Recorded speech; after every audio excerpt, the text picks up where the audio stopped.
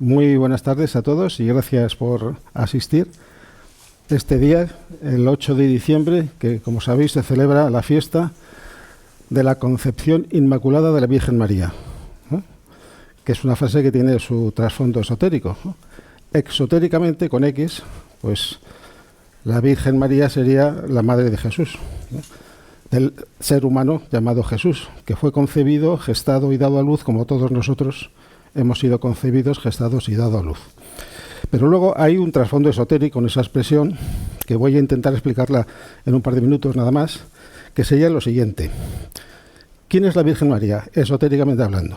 Pues es el estado de máximo refinamiento posible en el que se puede encontrar el cuerpo humano, en sus tres dimensiones, la dimensión mental, la dimensión emocional y la dimensión física, de tal manera que ese cuerpo se le puede llamar Corpus Christi, el cuerpo de Cristo, es decir, el cuerpo que ha llegado a tal grado de refinamiento que puede resistir el embate de la conciencia crística, de la conciencia del alma, en toda su potencialidad. Ese es el Corpus Christi. Y eso es la Virgen María. Para todos nosotros existe una Virgen María, que es, repito, el estado de máximo refinamiento posible en el que se puede encontrar nuestro cuerpo en sus tres dimensiones, emocional, mental, emocional y física, que hace posible que el Cristo nazca en el corazón. Porque el nacimiento de Cristo no es un acontecimiento que tenga lugar en el cuerpo, sino en la conciencia. Eso es lo que significa ese primer misterio cristiano, que es el nacimiento de Cristo. Bueno, y esto es como podéis imaginar, se puede hablar mucho más de... Perdona, es que no sé lo que me dices. ¿Que lo aleje? Ok, vale. Es que me estaba haciendo señas desde el final, del fondo, y me está quedando en estado de perplejidad máxima. Así está bien, ¿no? Vale. Bueno, pues eso en relación a ese mito universal, porque los mitos son universales y eternos, el mito de la Concepción Inmaculada de la Virgen María. Bueno, pues dicho esto, voy a hacer un anuncio antes de empezar a abordar el tema de hoy, que es, como sabéis, la vocación espiritual del pueblo judío versus significa frente a, ¿no?, el sionismo. Entonces, el anuncio que quiero hacer es el siguiente. Mientras estaba preparando esta conferencia, esta charla, pues iba reuniendo material tan abundante y tan importante que pensé que una sola conferencia iba a ser insuficiente para decir todo lo que se puede decir. Con lo cual, la próxima charla, que va a ser ya en el mes de enero, el lunes 12 de enero, siempre son los lunes estas charlas, pues será otra charla que no va a ser la segunda parte de esta. Esto lo quiero dejar bien claro. Ni esta va a ser la primera parte. Va a haber un hilo de continuidad, porque el tema global va a ser espiritualidad judía frente al sionismo, pero cada conferencia va a tener autonomía. Esta es la que os he dicho antes, con este título, y la del mes de enero, ya os puedo anticipar el título, que va a ser La Torre de Babel y el poder mágico del lenguaje. Suena bien, ¿no?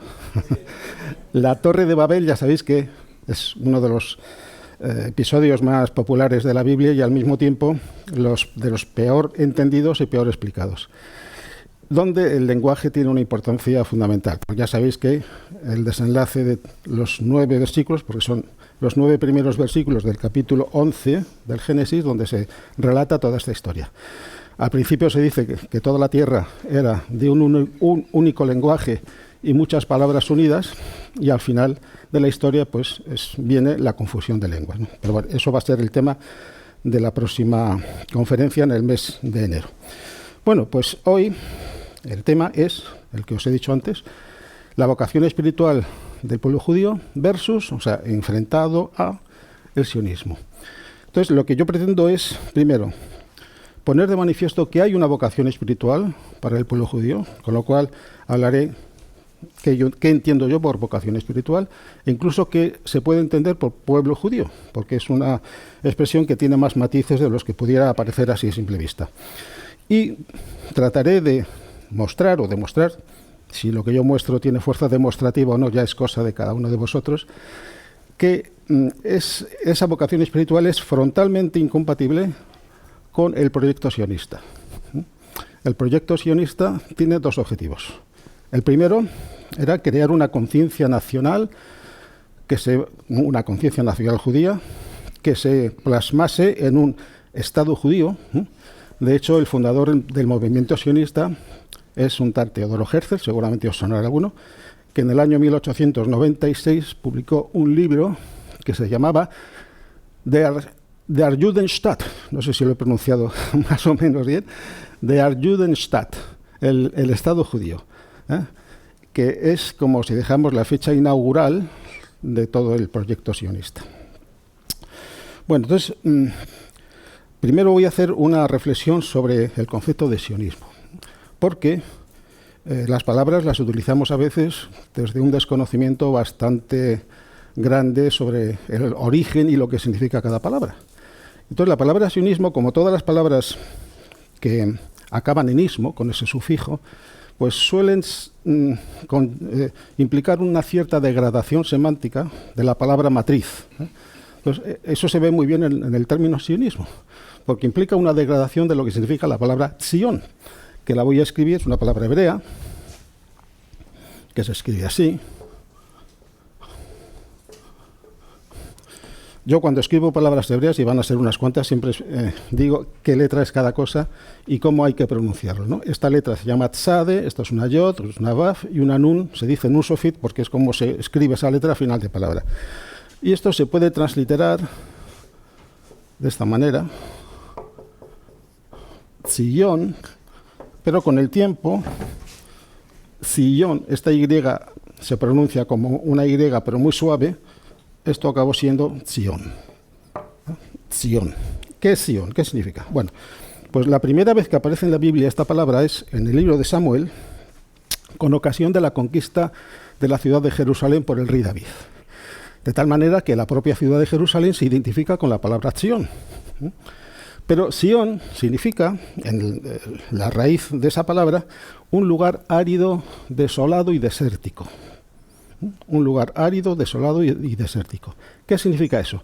Pues en el código simbólico de la lengua hebrea, que aparece a lo largo de toda la Torá y del Tanaj, un lugar de esa naturaleza, como un lugar árido, desolado, silencioso, representa el estado de conciencia adecuado para escuchar la voz interior. La voz de la fuente espiritual que te habla, o que te puede hablar, la divinidad microcósmica. Entonces, Sion tiene un origen sagrado, la palabra, ¿no? Porque representa eso, el estado de conciencia que todo ser humano puede alcanzar cuando sale de la esclavitud de Egipto. ¿Qué hacen los Bené Israel, los hijos de Israel, cuando salen de Egipto? Van al desierto para recibir la Torá en el monte Sinai, ¿verdad? Bueno, pues salir de la esclavitud para ir al desierto significa simplemente vivir una modificación radical en el estado de conciencia. Porque Egipto es como una ciudad, es un lugar ruidoso, pero una ciudad interna, donde hay tanto ruido en el mundo interior que yo no puedo oír la voz del alma que me está hablando continuamente. Entonces, cuando yo consigo que mi estado de ánimo sea parecido a un desierto, o sea, a un lugar árido, sin vegetación, silencioso, entonces es cuando yo estoy en condiciones para oír la voz de mi alma, de mi divinidad microcósmica. Bueno, pues eso es lo que significa Sion. Entonces, fijaos que sionismo, el ismo derivado de la palabra Sion, pues es en sí mismo una contradicción, porque no hay nada menos sagrado que el proyecto sionista. Es un proyecto absolutamente profano, mundano. Y cuando digo profano no estoy haciendo ningún juicio de valor, porque lo sagrado y lo profano forman parte de la realidad. Es como el espíritu y la materia. Son los dos polos de la energía fundamental y primordial. Polo positivo el espíritu, polo negativo la materia. Entonces, lo profano y lo sagrado es lo mismo. Pero cuando se pone en el ámbito de lo sagrado algo que pertenece a lo profano, se está haciendo una sacralización de lo profano. Y al revés lo mismo. Cuando se pone en el ámbito de lo profano algo que pertenece al ámbito de lo sagrado, se está haciendo una profanación de lo sagrado. Y cuando digo profanación no me estoy refiriendo a algo que sea moralmente maligno, mucho menos, sino a colocar algo, un ente de la realidad, que pertenece al ámbito de lo sagrado, situarlo erróneamente en el ámbito de lo profano. Y la palabra sionismo significa eso, es una profanación de lo sagrado. Lo mismo se podría decir del hebreo moderno, y en esto no me voy a extender hoy porque será más bien tema a desarrollar ya en el mes de enero, porque el hebreo moderno se construye sobre la matriz del hebreo bíblico, pero haciendo alteraciones tanto en la fonética como en la sintaxis, que desacralizan totalmente al hebreo bíblico. De tal manera que se puede decir que el hebreo moderno es el hebreo bíblico profanado. Esto parece muy fuerte, pero repito, cuando digo que algo está profanado, no me estoy refiriendo a que sea moralmente perverso, sino que sea situado en el ámbito de lo profano algo que por su propia identidad pertenece al ámbito de lo sagrado, que es la lengua hebrea. Entonces, de eso hablaremos con más extensión el mes de enero. Bien, entonces yo voy a hacer ahora una introducción al sionismo, pero poniendo de manifiesto que antes del sionismo que surge al final del siglo XIX hay lo que se podría llamar un sionismo de naturaleza mística, religiosa, que es todo lo contrario del sionismo que nace a finales del siglo XIX, que nace con una proyección o con una sensibilidad profundamente antirreligiosa. Pero hay un sionismo avant la lettre, se podría decir, utilizando esa expresión de la lengua francesa que sería como anticipar algo que va a ocurrir más adelante, ¿no? Hay un sionismo de naturaleza espiritual que está representado, sobre todo, por un poeta que es, según opinión de muchos críticos, el mayor poeta de la literatura hispano-hebrea, Yehuda Halevi, no sé si lo conocéis, Yehuda Halevi, que tiene un libro de poemas que se llaman Siónidas. Siónidas en alusión, obviamente, a Sion. Pero claro, en ese libro no se reivindica nada que tenga ni la más remota semejanza con el proyecto sionista. No se reivindica la creación de un Estado judío, ni asentar ese Estado en un territorio determinado. Es una especie de invocación lírica, mística, por la nostalgia de Sion, porque Sion se asocia a la ciudad de Jerusalén y también al templo. Pero el templo es el lugar donde puede tener lugar el contacto con la divinidad, ¿no? Entonces, cuando se destruye el templo, ¿no?, que eso ocurre en la destrucción del segundo templo en el año 70 de la Era Común, quienes todavía no hayan llegado a comprender que el templo no es nada más que el símbolo externo de un espacio interno, pues claro, tienen nostalgia de algo físico que ya no existe, porque ha sido destruido, ¿no? Pero aquellos que han hecho ese cambio, esa teshuvá, por utilizar esa palabra que a algunos os suena, que es la reconversión, el retorno, de estar enfocado en el mundo material a estar reenfocado en el mundo espiritual, han comprendido que el hecho de que el templo de Jerusalén haya sido destruido no significa absolutamente nada, porque todas las cosas materiales tienen que desaparecer antes o después, pero todos tenemos un templo interno que es indestructible, que es perenne, de tal manera que si yo logro entrar en mi templo, en mi santuario interno, entonces entro en contacto con mi propia divinidad.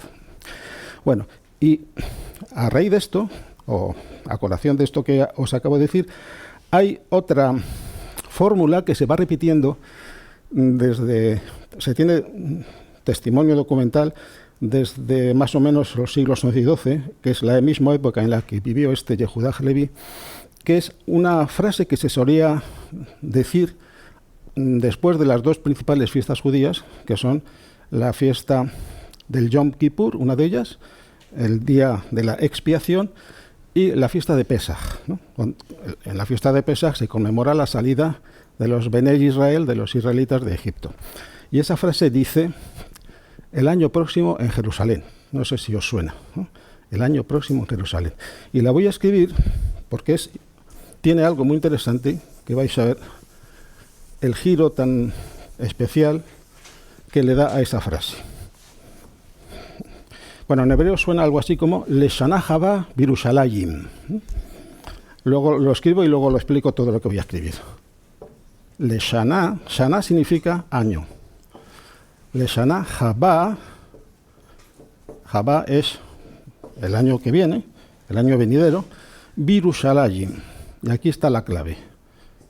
Birushalayim. Bueno. Repito lo que he escrito aquí. Le, esto es una partícula que indica direccionalidad hacia el futuro, la Lamed. Le Shana, esto que hay aquí es el año. Le Shana, Haba, este es el artículo. Esto es del verbo bo, venir, el año venidero. Esta letra, la letra Bet, significa en. Y aquí está la clave, Birushalayim. ¿Por qué digo que ahí está la clave? Bueno, pues porque la palabra Jerusalén se suele escribir sin esta letra Yod, de esta otra manera. Aquí sí que hay una Yod.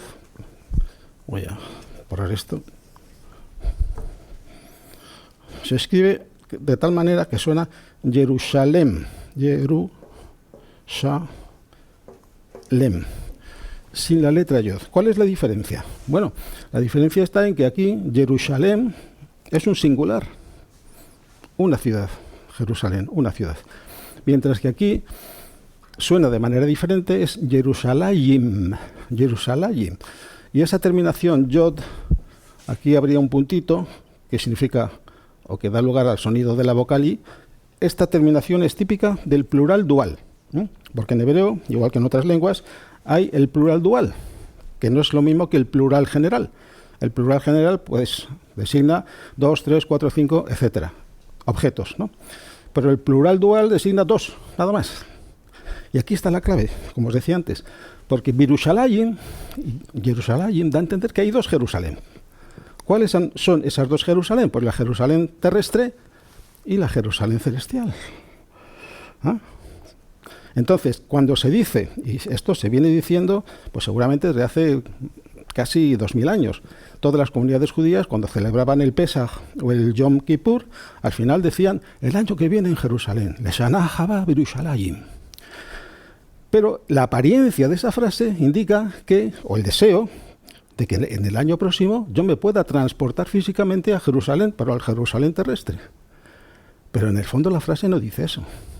La frase dice, en el año próximo, en un futuro más o menos indeterminado, yo me transportaré al Jerusalén celeste. ¿Veis la gran diferencia que hay, verdad? Porque ya no se trata de un desplazamiento físico a la ciudad de Jerusalén, que está localizada en un determinado sitio, sino se trata de un desplazamiento interno, peregrinaje interno, al Jerusalén celestial. La cosa cambia por completo, porque ya esa frase no expresa el deseo de volver a Sion. Sion es la ciudad de Jerusalén, al territorio físico donde estaba el reino de Judea y, en fin. No, es el deseo de emprender un peregrinaje interno hasta llegar a mi Jerusalén interior, la ciudad celestial del Jerusalén. Y esto está maravillosamente escenificado en el momento místico más intenso que vivió Muhammad, el profeta del Islam, cuando se dice que hizo un viaje nocturno y luego una ascensión. En árabe eso suena algo así como al-Isra wal Miraj. Al-Isra wal Miraj. Al-Isra significa viaje nocturno. Val o Wal, yo el hebreo bíblico más o menos lo pronuncio bien, pero el árabe ya no tanto. Wal Miraj. Isra significa viaje nocturno. Y Miraj significa ascender, ¿no? Entonces, este episodio significa que Mahoma fue transportado milagrosamente desde la Meca hasta Jerusalén. A la Meca se le llama al-Masjid al-Haram, la mezquita sagrada. Y a Jerusalén se le llama al-Masjid al-Aqsa. Os suena lo de al-Aqsa, ¿verdad? Al-Masjid, Masjid es mezquita. Haram, al-Masjid al-Haram, la mezquita sagrada que está en la Meca. Y al-Masjid al-Aqsa es la mezquita lejana. La palabra Aqsa en árabe significa lejano, ¿no? Ya sabéis el origen de esa palabra, lejano. Bueno, pues ahí está clarísimamente escenificada la dualidad de la palabra Jerusalén, ¿no? Porque Mahoma se transporta misteriosamente o milagrosamente desde la Meca hasta Jerusalén y de Jerusalén hace una ascensión desde la Jerusalén terrestre a la Jerusalén celeste. Está perfectísimamente escenificado en este episodio esa dualidad que está representada en la palabra Yerushalayim. Muy bien. Pues esto es el sionismo de inspiración mística religiosa. Pero claro, el sionismo que nace en el siglo XIX no tiene absolutamente nada que ver con esto.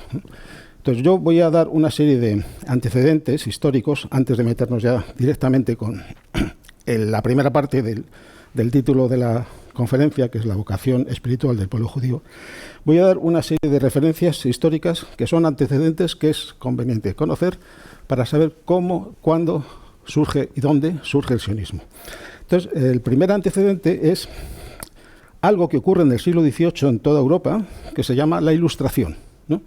El siglo XVIII se conoce como el siglo de las luces, el siglo de la Ilustración, donde pues hay un avance muy significativo en el campo de las ciencias, de las letras, de la filosofía, de la tecnología, en fin, de los transportes, que hace que ese siglo se llame así, el siglo de la Ilustración, que tiene una repercusión inmediata en el mundo judío, como se llama la Ilustración judía, y que responde a la palabra Hashkalah. No sé si esa palabra os suena a algunos, Hashkalah, que se escribe así. Y suena tal que así.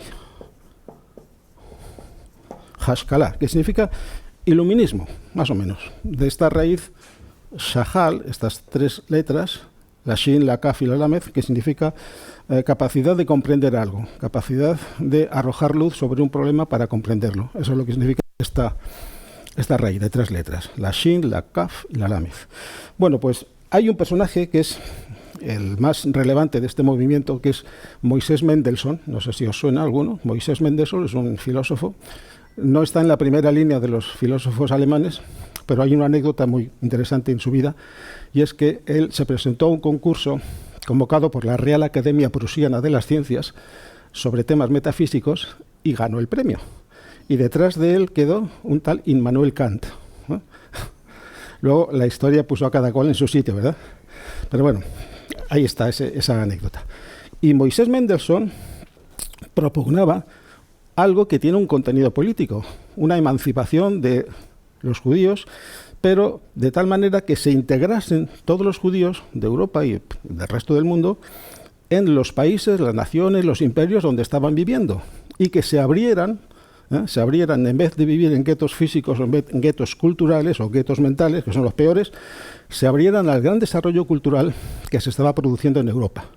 Esa era la propuesta de la Hashkalah, de este movimiento, que nada que ver con el sionismo que iba a surgir al siglo siguiente con Teodoro Herzl, porque propugnaba una integración de los judíos en las naciones donde cada uno le había tocado vivir. Es decir, que los judíos alemanes seguían siendo perfectamente alemanes, pero al mismo tiempo reivindicaban igualdad de derechos. Esto también hay que decirlo, ¿eh?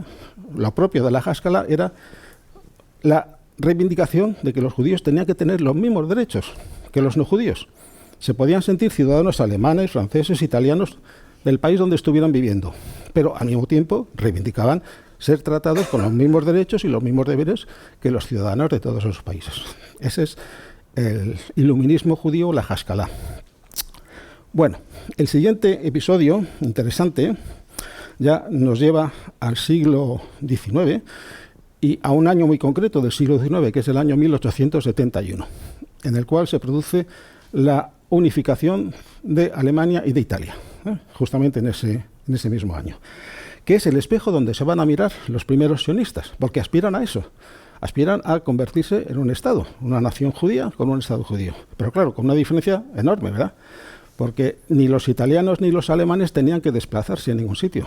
Ya estaban viviendo en ese territorio que luego sería el Estado unificado alemán y el Estado unificado italiano.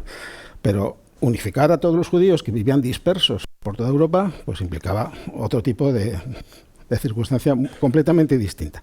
Bueno, ese es otro episodio importante para comprender el surgimiento del sionismo.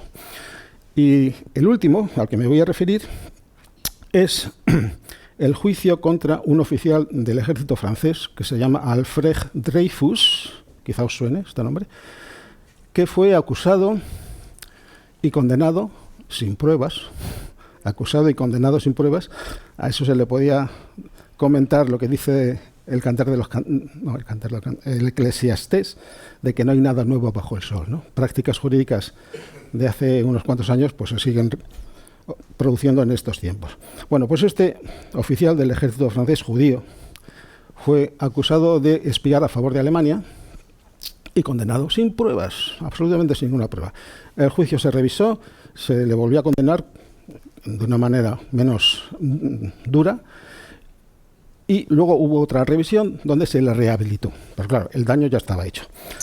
Bueno, pues a ese juicio asistió Teodoro Herzl, precisamente, que entonces era un periodista, que estaba como dudando entre sentirse concernido personalmente por la Haskalah, es decir, integrarse dentro de la ciudadanía alemana, sin renunciar, por supuesto, a su categoría o a su naturaleza como judío, pero estaban llegando noticias muy preocupantes de la Rusia zarista, de pogromos, pogrom es una palabra rusa que significa desastre, violencia, desolación, en fin, eran matanzas de comunidades judías, simplemente. Y eso le hacía dudar de que el proyecto de la Haskalah, de la integración de los judíos en las naciones donde cada cual estaba viviendo, pues tuviese algún tipo de viabilidad. Y asistir a este juicio donde había una mentalidad o una sensibilidad completamente antijudía, prefiero el término antijudío al término antisemita, porque se utiliza con muy poca propiedad muchas veces y últimamente sobre todo. Entonces, el asistir a este espectáculo de antijudaísmo por parte de los jueces que condenaron sin pruebas a este oficial francés, judío, pues le hizo cambiar completamente de bando. Entonces pensó, bueno, es imposible. Los judíos no nos podemos integrar en las naciones donde vivimos, tenemos que tener un hogar que nos acoja, un hogar nacional judío. Bueno, pues ese es el origen del sionismo en sus antecedentes históricos, ¿no? Yo no voy a hacer ningún análisis sobre los terribles acontecimientos que tuvieron lugar el 7 de octubre del 2023, que no surgieron por generación espontánea, sino que son la consecuencia de lo que ocurrió el 14 de mayo de 1948, que era cuando expiraba el mandato británico sobre el dominio de Palestina, que entonces era o fue una provincia del Imperio Otomano, y ese mismo día se proclamó el Estado judío, ¿no? El 14 de mayo de 1948. Pero a su vez esa fecha pues tampoco surge de la nada, sino que surge de esa otra fecha que os he dicho antes, que curiosamente también ocurrió un día 14, ¿no? 14 de mayo de 1948, y la publicación del libro de Teodoro Herzl, El Estado judío, tiene lugar un 14 de febrero, pero ahora del año 1896. Yo de esto no voy a hacer ningún análisis porque no es el tema, ni yo soy quien para hacer ese tipo de análisis en este lugar. Bueno, entonces, dicho todo esto, como introducción histórica muy breve, se podría decir muchísimo más, como podréis comprender, pero vale como introducción histórica breve. Ahora voy a entrar en lo que dice la primera parte del título de la charla, ¿no? La vocación espiritual del pueblo judío, que es radicalmente opuesta, incompatible, con el doble proyecto sionista. Que, lo repito, ¿cuál es el doble proyecto? Uno, crear un Estado judío, y el otro, tener un territorio en el cual asentar el Estado judío. Y me voy a basar en dos textos bíblicos, ¿no? Dos textos bíblicos que están en la Torá. La Torá ya sabéis que es el nombre que se le da a lo que en el mundo cristiano se llama el Pentateuco, ¿no? Los 5 primeros libros de la Biblia. Y voy a poner cuáles son las dos citas. La primera es Génesis 12:7. Ahora lo escribo.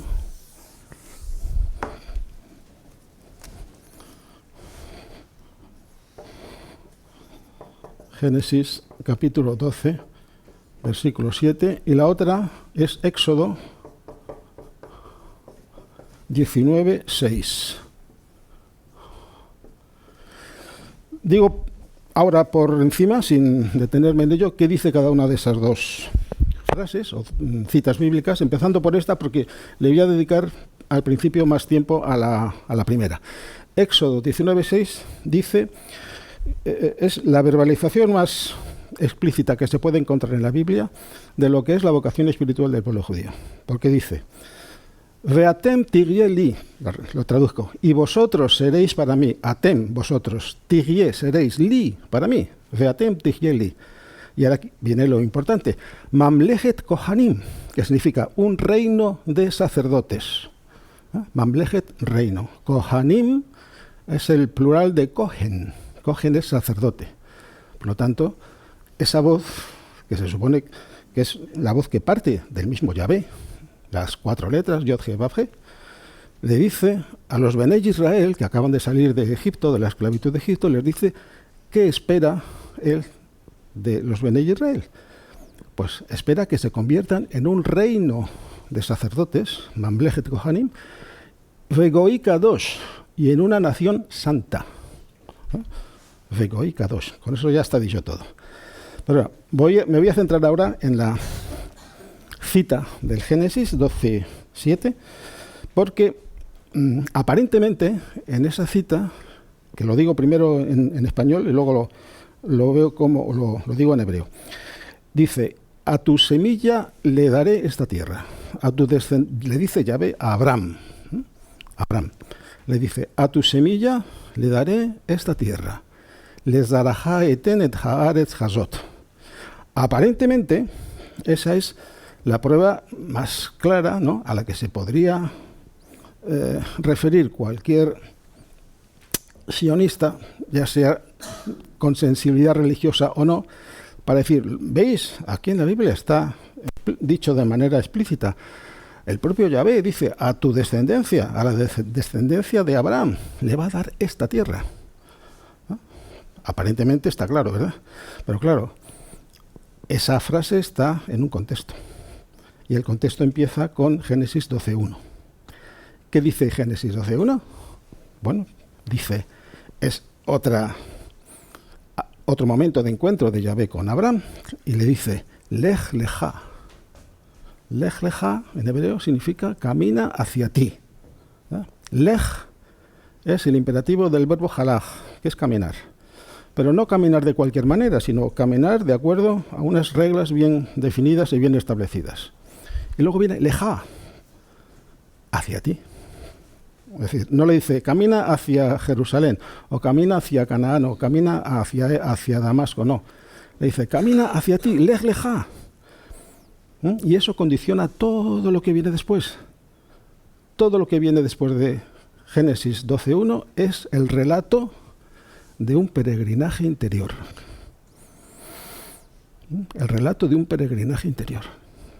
Porque después de decir lech lecha, le dice 3 cosas que tiene que abandonar. Lech lecha, meatzeja, de tu tierra. Abandona tu tierra. Mimolazteja, y tu familia. Abandona tu tierra, tu familia. Umibet abija, y la casa de tu padre. Primero le dice que tiene que abandonar su tierra. Claro, esa tierra es una tierra física, o es el estado de conciencia propio de alguien que vive enfocado en los valores puramente físicos mundanos. Eso es lo que significa abandona tu tierra. Y luego le dice abandona tu familia. Pero claro, eso tiene un significado velado. No es que abandones a tu mujer, tus hijos y el resto de tu familia, no. Tu familia, simbólicamente, son los objetos de tu mente, de los cuales tú eres el padre y la madre al mismo tiempo, y que generan el ruido interno que te impide oír la voz de tu alma. Esa es tu familia. Abandona tu familia, o sea, practica el desapego. Dicho en términos que tienen una resonancia más, si queréis, budista o hinduista, ¿no? Abandona el apego a los objetos de tu mente. Eso es abandonar la familia. Y luego dice otra cosa interesantísima. Y abandona la casa de tu padre. Abandona la casa de tu padre. ¿Qué significa eso? Bueno, pues la clave de esa expresión la da el penúltimo versículo del 2º capítulo del Génesis. ¿Qué dice? Dice: el hombre abandonará a su padre y a su madre y se unirá a su mujer y serán los dos una sola carne. Es otro versículo que aparentemente tiene una explicación muy sencilla, ¿no? Está hablando de que te emancipes, ¿no? A partir de una cierta edad, pues tú abandonas a tu padre y a tu madre, te unes a tu mujer, estás unidísimo con ella, eso es lo que aparentemente dice la parte final, y los dos serán una sola carne, y ya está, y no hay más. Pues sí hay más, hay muchísimo más. Porque ¿qué significa abandonar al padre y a la madre? ¿Qué son el padre y la madre? Pues abandonar al padre y a la madre significa vive de tal manera que la necesidad de reencarnar vaya siendo cada vez menor hasta que te liberes de tu ciclo de renacimientos sucesivos. ¿Por qué? Porque para encarnar en la materia se necesita un padre y una madre. No solamente el padre y la madre que nos proporcionan el cuerpo físico material, que es el único que le debemos a nuestros progenitores biológicos, sino los 3 cuerpos que el alma necesita, el mental, el astral y el etéreo, o físico sutil, que también tienen su padre y su madre. ¿El padre qué es? La vibración inicial que surge del alma, de la Neshama, como la llamamos el alma espiritual en la Kabbalah. ¿Y la madre quién es? La sustancia que responde a esa vibración y que da lugar a los 3 vehículos que va a utilizar el alma en esa vida.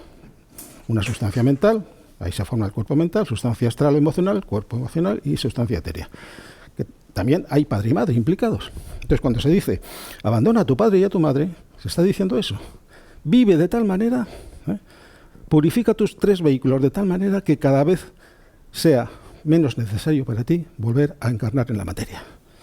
Eleva tu conciencia hasta que alcance el máximo grado de expansión posible de la conciencia, lo cual va unido al máximo grado de refinamiento posible de los cuerpos. Cuando hayas alcanzado ese doble objetivo, la máxima posible expansión de la conciencia y el máximo grado de refinamiento de los cuerpos, entonces para ti se habrá acabado el ciclo de los renacimientos sucesivos. En hebreo lo llamamos Gilgulim.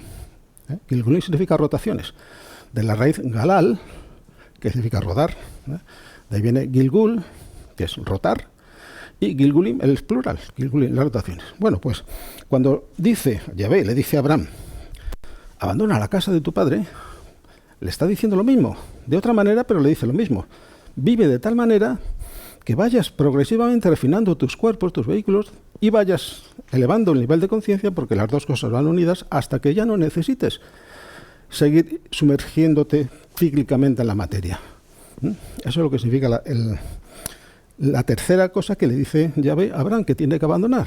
Abandona tu tierra, abandona tu familia y abandona la casa de tu padre. Y la frase acaba de la siguiente manera.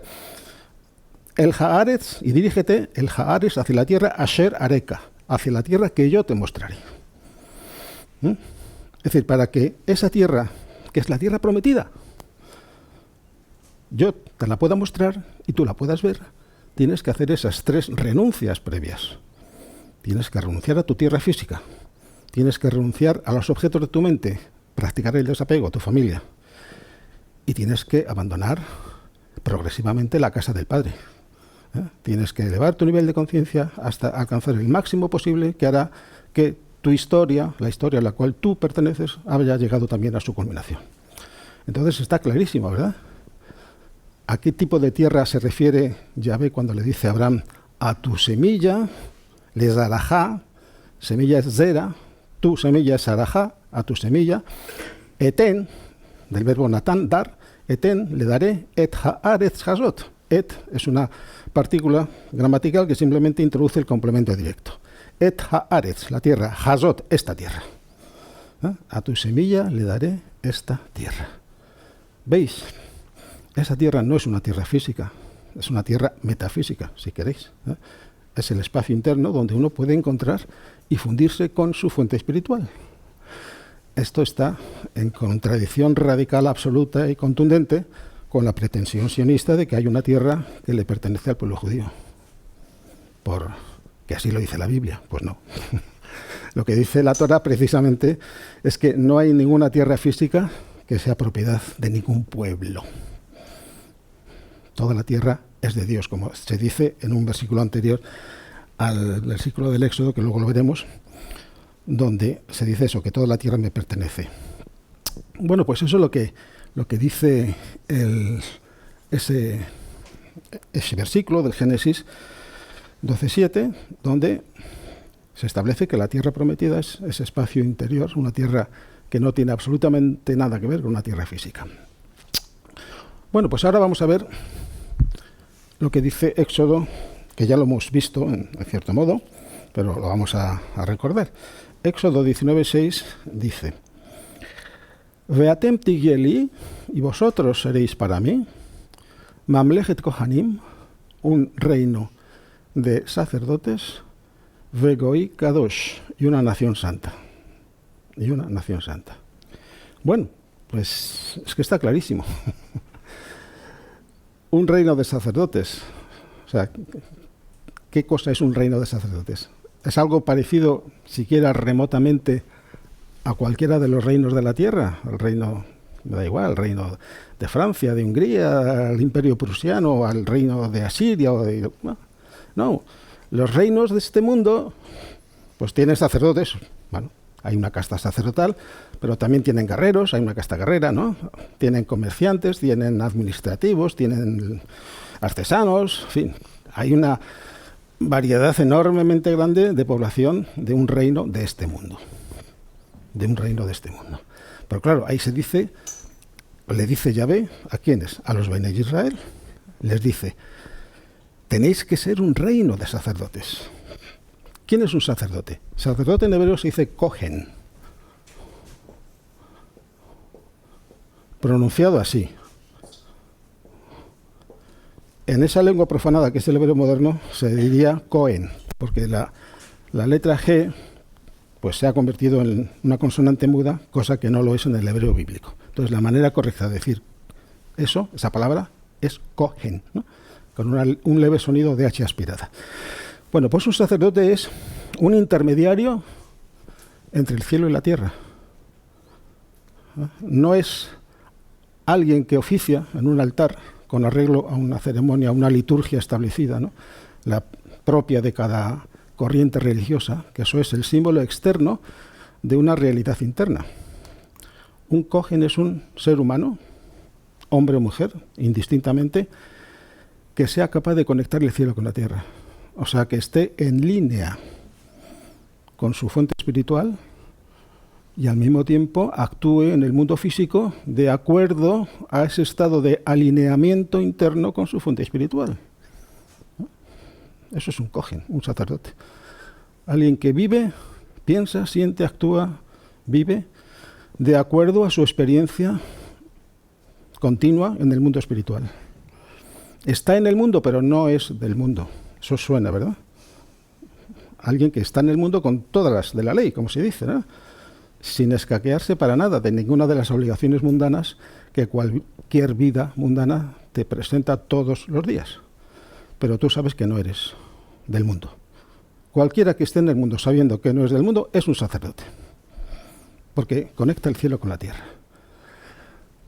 Entonces, detrás de esa frase, de ese mandato, es un mandato divino, pero el mandato divino no viene de una fuente externa, viene de una fuente interna. No es un Yahvé externo, ¿no? Luego podemos ver la palabra Yahvé, qué misterios oculta. Ese mandato viene de una fuente interna, que te dice, sé un sacerdote. Es decir, vive en la tierra, asume tus responsabilidades mundanas sin dejar ni una sola, pero al mismo tiempo que sepas que tú no eres de la tierra, tú eres una criatura del cielo que está viviendo en la tierra para transformar la tierra, para arrojar luz sobre la tierra, para redimir la sustancia terrena, para ayudar a tus hermanos que también viven en la tierra y que todavía no saben que son del mundo, su ciudadanía es del mundo celestial y que están embebidos en una falsa ciudadanía del mundo material, ¿no? Bueno, pues está clarísimo.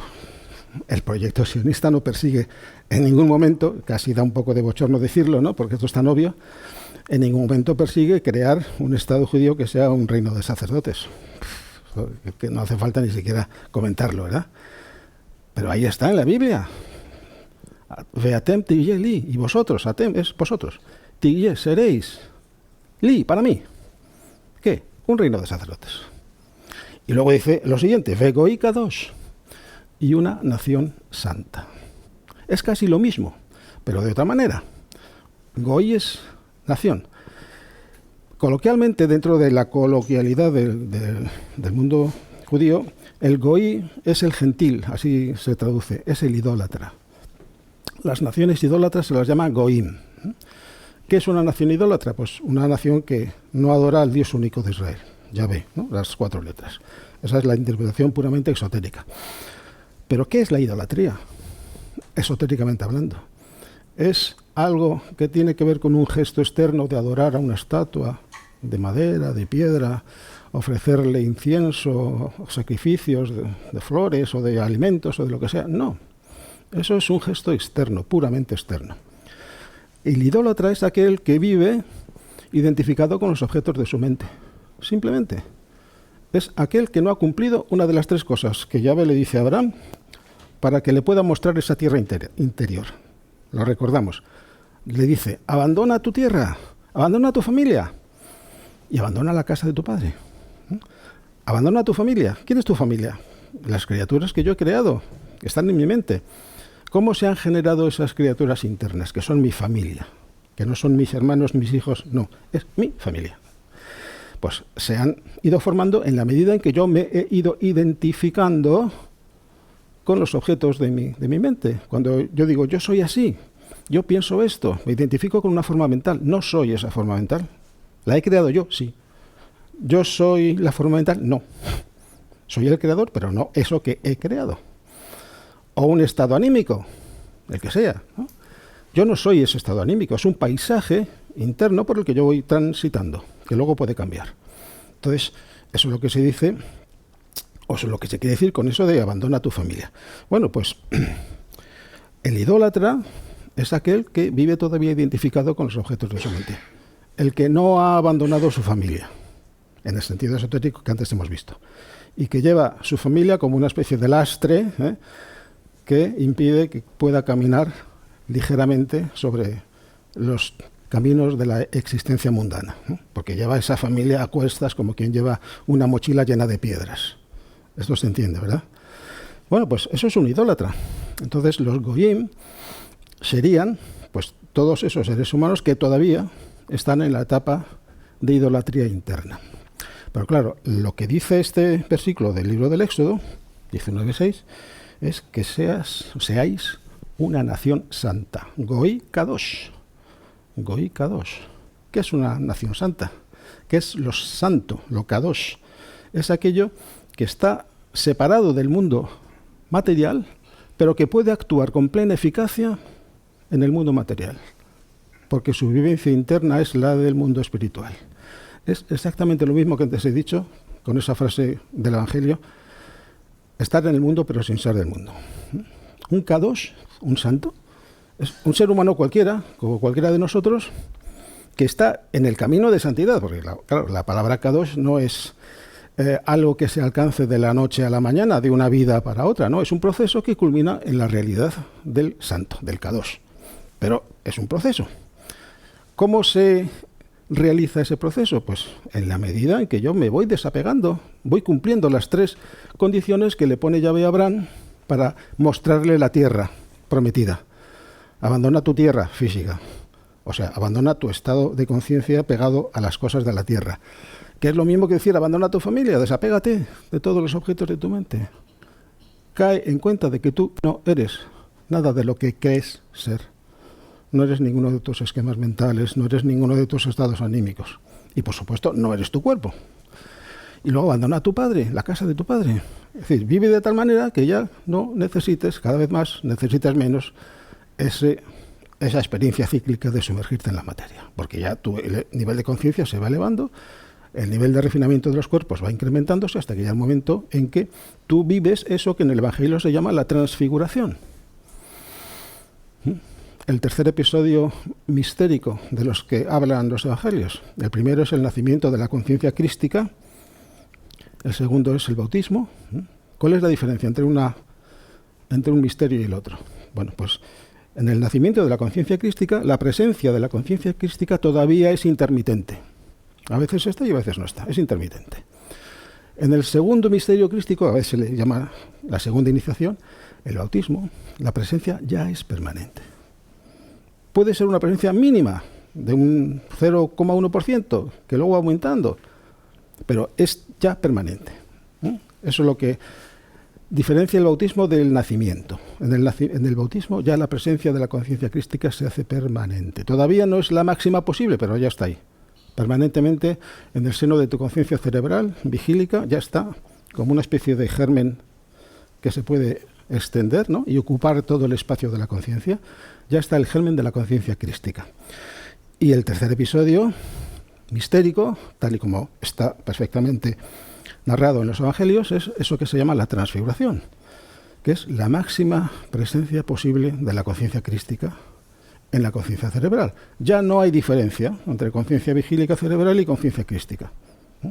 Se ha producido la total identificación de la conciencia del cerebro con la conciencia del alma. Toda la evolución humana consiste nada más que, y nada menos, que en la identificación total de la conciencia vigílica y cerebral, que es la que todos tenemos aquí ahora, con la conciencia del alma, que posiblemente sea la que todos podamos tener o podemos estar participando de ella en cierta medida. Participar de ella en cierta medida, pero esa medida es susceptible de ser ampliada indefinidamente hasta alcanzar la máxima presencia posible. Y eso es lo que los evangelios llaman la transfiguración. Sabéis que en ese episodio, ¿qué hace Jesús? Pues coge a sus 3 discípulos más íntimos, Pedro, Santiago y Juan. Cada uno de ellos representa un aspecto de la personalidad humana. Pedro, lo físico; Santiago, lo emocional; y Juan, lo mental.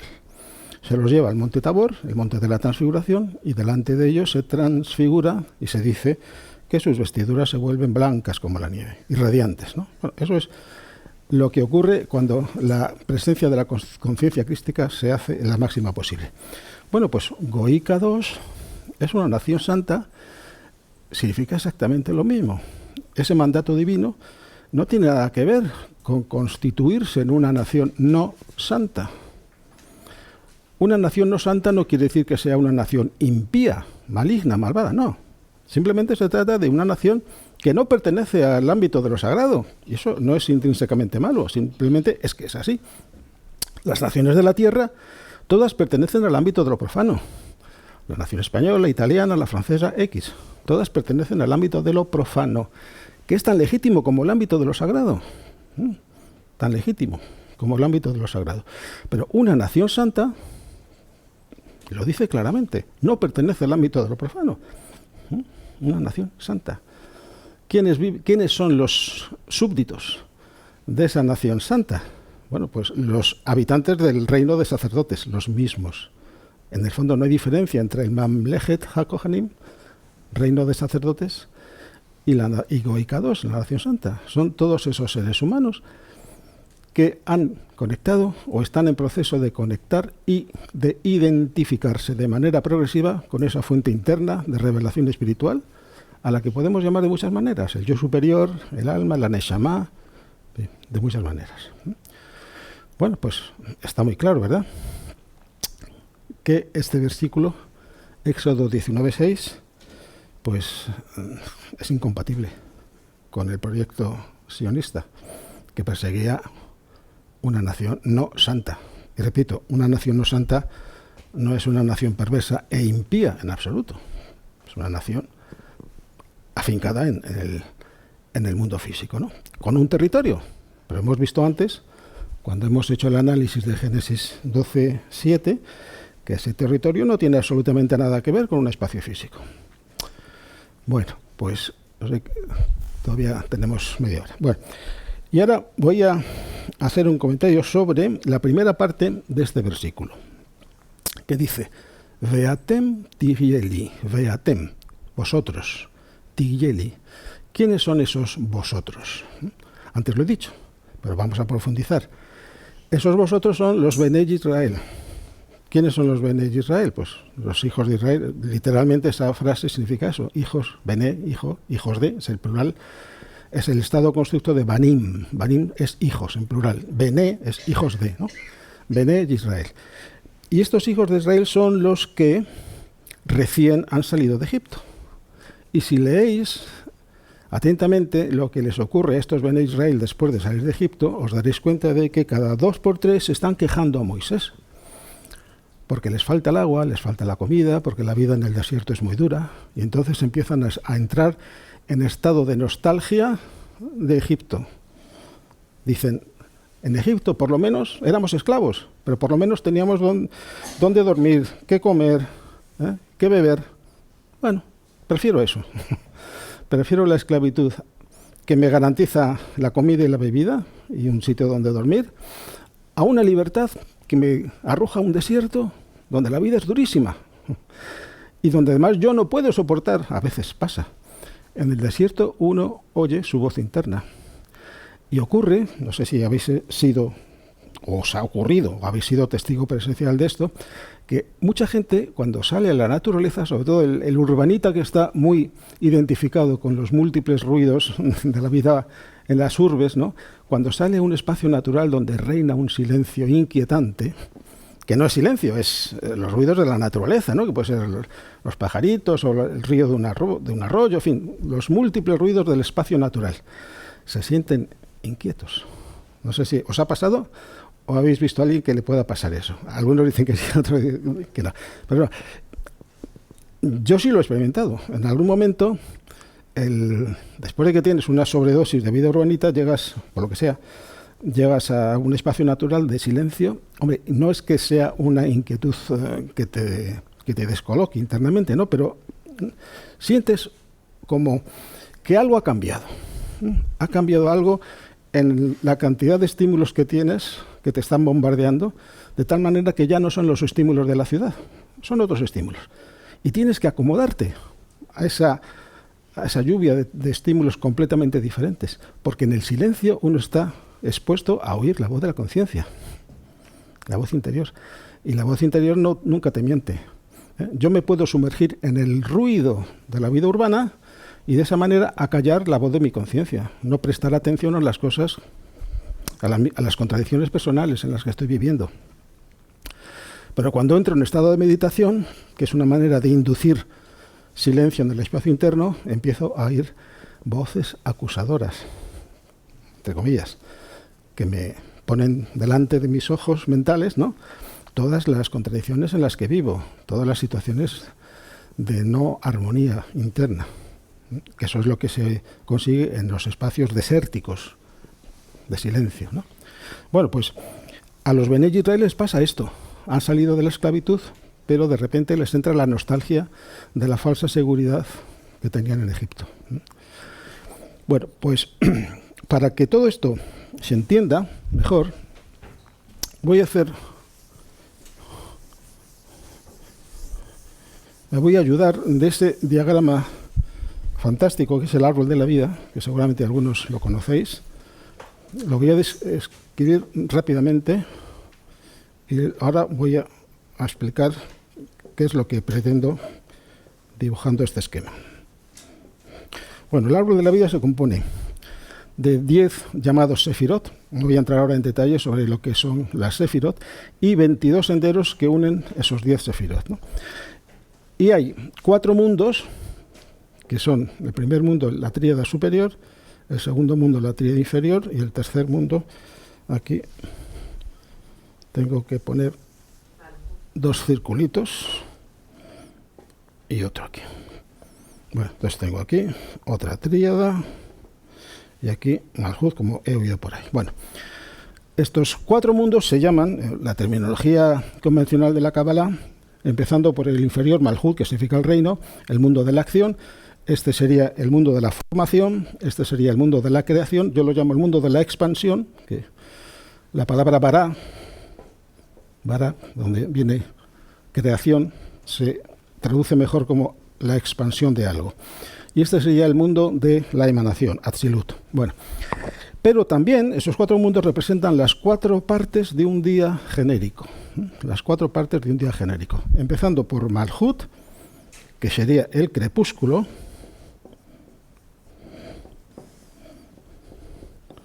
Siguiendo por esta tríada inferior, que es la noche.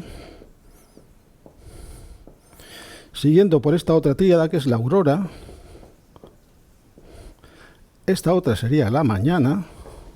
Fijaos que estas palabras reflejan el progreso de un día. Y lo que está por encima de la mañana, ¿qué es? El día. Pero claro, ese día no es un día natural de 24 horas, ¿no?, que luego se repite con otro y con otro, ¿no? Es el día perfecto. El día perfecto, el día que llega para quedarse, que siempre está ahí, pero tenemos que alcanzar ese día. ¿De qué manera? Pues haciendo el recorrido completo desde el crepúsculo, que es donde nacemos todos.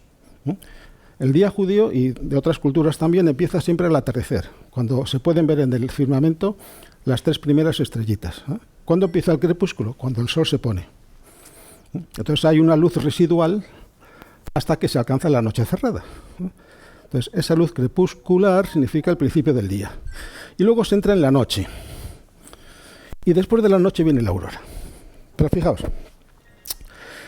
cuando Yahvé le dice a los Bene Israel, quiero, lo que antes hemos dicho, quiero que seáis un reino de Mamlechet Kohanim, reino de sacerdotes y una nación santa, es perfectamente consciente de que esos Bene Israel están viviendo en la noche. Están viviendo en la noche. ¿Qué significa vivir en la noche? Significa vivir de espaldas a tu fuente espiritual. Vivir de espaldas a tu fuente espiritual. La prueba está en que cuando los Bene Israel llegan a la ladera del monte Sinaí y Yahvé empieza a enunciar los 10 mandamientos, los Bene Israel entran en pánico, los hijos de Israel entran en pánico, no entienden nada y le dicen a Moisés, mejor dinos, cuéntanos tú lo que dice Yahvé porque nosotros tenemos miedo de perecer ante la voz directa de la divinidad. ¿Por qué? Porque viven en la noche. Vivir en la noche significa no ser receptivo a la luz solar. Pensar que la única luz es la luz lunar. Eso es lo que significa vivir en la noche. Lo voy a explicar. En la noche, ¿qué luz hay? La luna. La única luminaria que hay en la noche es la luna. Pero en la luna sabemos todos que no tiene luz propia. Refleja la luz solar. Pero durante un tiempo, los habitantes de la noche se identifican con la luz lunar. Eso es una manera simbólica de decir que los habitantes de la noche son aquellos que se identifican con los objetos de su mente. Los Bene Israel viven en la noche porque añoran la tierra de la esclavitud, de la que acaban de salir. Tienen miedo de adentrarse en el desierto, porque para ellos el desierto es un territorio lleno de peligros, porque la voz interna que empiezan a escuchar les está diciendo todo el cúmulo de contradicciones vitales y existenciales en las que viven. Por eso añoran la falsa seguridad de la esclavitud del desierto, de Egipto. Bueno, son habitantes de la noche. Pero ¿qué ocurre con los habitantes de la noche? Que llega un momento en que empiezan a practicar lo que Abraham recibe como mandato divino por parte de Yahvé. Empiezan a abandonar su tierra, empiezan a abandonar su familia y empiezan a abandonar la casa del padre. Y eso significa que empiezan a discernir que la luz de la luna no es una luz generada por la luna, sino que es una luz reflejada por otra luminaria de mayor jerarquía que la luna, que es el sol. Eso no es nada más que el símbolo natural de algo sobrenatural, de algo que está ocurriendo en el espacio interno de esos habitantes de la noche. Que ya siguen siendo habitantes de la noche, pero que empiezan a discernir que detrás de la luna está el sol. ¿Quién es la luna? ¿O qué es la luna? La conciencia de la personalidad que está identificada con los objetos de la materia, del mundo terrenal. ¿Qué es el sol? La conciencia de la fuente espiritual de la que procede la personalidad. Entonces, durante mucho tiempo, los habitantes de la noche son idólatras. Se identifican con sus objetos mentales, los que sean. Hasta que empiezan a discernir y plantearse que a lo mejor yo no soy quien creo ser. Empiezan a vivir una crisis de reorientación, una crisis existencial. A eso se refirió el Buda cuando hablaba de las 4 nobles verdades, empezando por la primera, la verdad del sufrimiento. ¿Qué es el sufrimiento? El dukkha, palabra sánscrita, que significa más o menos sufrimiento, o insatisfacción existencial.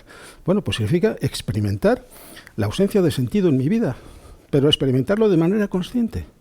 Yo observo conscientemente que en mi vida me falta algo. Padezco una enfermedad carencial que no se sana con ningún tipo de éxito material. Porque eso lo puede experimentar alguien que vive en el mundo y que ha obtenido plena satisfacción de todos sus deseos mundanos. Pero siempre hay una insatisfacción subyacente que no se puede satisfacer mediante la realización de ningún deseo mundano. Eso es el dukkha, la primera noble verdad. Entonces yo me empiezo a plantear mi vida, ¿no? Volviendo al símbolo de la luz lunar y la luz solar, ¿no? Empiezo a entrar en la sospecha inteligente de que la luz lunar no la genera la luna, sino que la genera algo que hay detrás de la luna, que es un foco de luz, que es el sol. O sea, empiezo a sospechar que lo que yo creía ser luz lunar no soy. Soy otra luz más potente, que está reflejada en la conciencia de mi personalidad mundana. Eso es lo que se llama la teshuvá, la crisis de reorientación. Entonces, el pueblo de la noche, y quedaos con esa frase, pueblo de la noche, empieza a entrar en un estado de conciencia completamente diferente. Completamente diferente. ¿Cuál es ese estado de conciencia? Bueno, pues aquel que empieza a percibir la luz de la aurora. Fijaos, ¿la aurora qué es? Naturalmente, desde un punto de vista natural, si el crepúsculo es la luz residual que queda en la atmósfera una vez que el sol se ha puesto, la aurora, la luz de la aurora, es la luz que anticipa al sol. Pero el sol todavía no ha salido. Si alguna vez habéis visto, os habéis quedado en algún sitio para ver amanecer, habréis comprobado que antes de que aparezca el disco solar por el horizonte, empieza una luminosidad difusa, ¿no?, que surge del horizonte oriental, que anticipa el sol, que todavía no es visible, pero que su luz se hace visible antes de que el disco solar se haga visible. Entonces, ni en la luz crepuscular, ni en la luz de la aurora, el sol se ve. El sol se ve. ¿Cuándo se ve el sol? Nada más, cuando se entra en la mañana. Boker. En hebreo, mañana se dice Boker. Aurora se dice Shahar y Laila. Entonces, todas nuestras vidas empiezan en el crepúsculo. En el crepúsculo. Y entran en la noche. Y cuando experimentamos la muerte, ¿dónde vamos? Vamos a la aurora.